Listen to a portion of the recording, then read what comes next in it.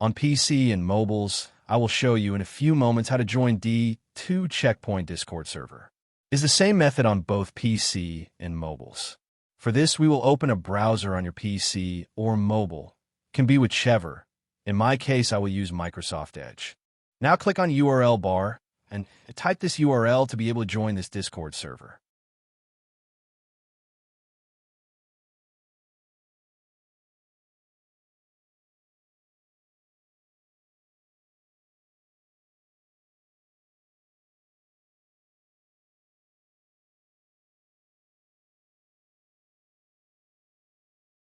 Doing this will automatically start your Discord application if you have it installed.